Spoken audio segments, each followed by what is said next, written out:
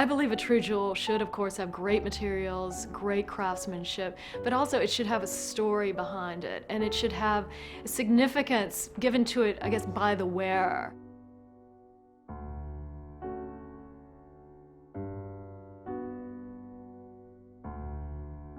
When I first started becoming involved with jewelry, I was living in Italy.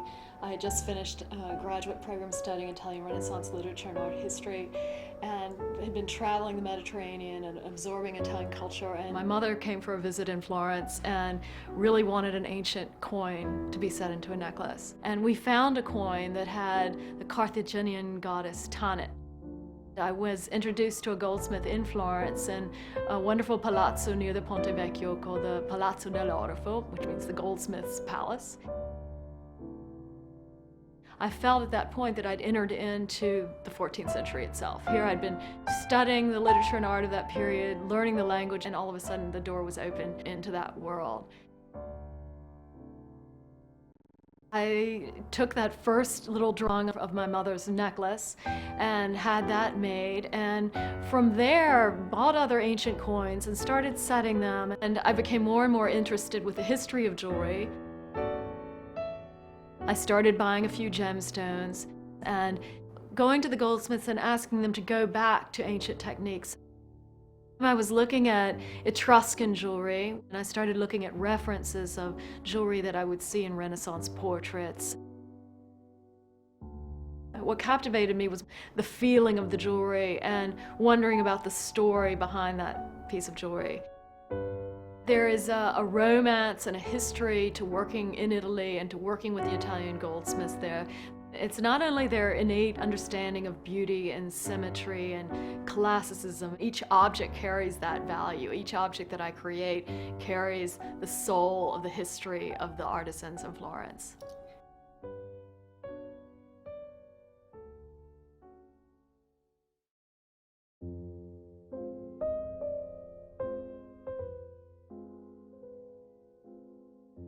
The Angels collection came from very personal inspiration to create a personal amulet. I've worn two angels for years that I found in Florence. It's a beautiful, typically Renaissance figure of an angel.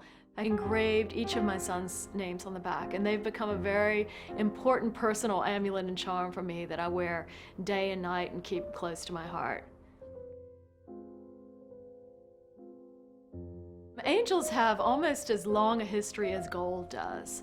Angels in the classical world, the ancient Greeks thought that everyone had a guardian angel. Angels have been important and great symbols to so many different cultures in all the great religions of the world. And I lived in Florence surrounded by angels of all sorts. Even the first studio I had in Florence had a fresco on the ceiling with angels. The angels have become a universal symbol of affection, of warmth, of simplicity, purity, and humor, all wrapped into one.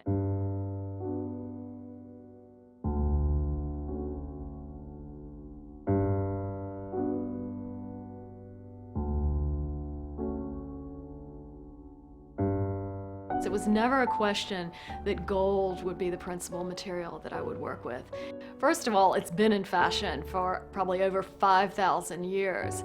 It's the most noble of metals, the most warm, sort of luscious material, and almost has a human quality to it that I think is one reason why ancient cultures until modern cultures have strived to own and have gold and adorn themselves with gold. Gold is a remarkable substance. My goldsmiths are extremely passionate about the material. It allows them the most wide expression of their creativity. There's really no other metal like it. I think what's fascinating about gold is that it is beautiful and flattering and enhances any skin tone. And not only that, it carries what is important to me about a true jewel. It has this rich, rich history, and it's a wonderful substance to own.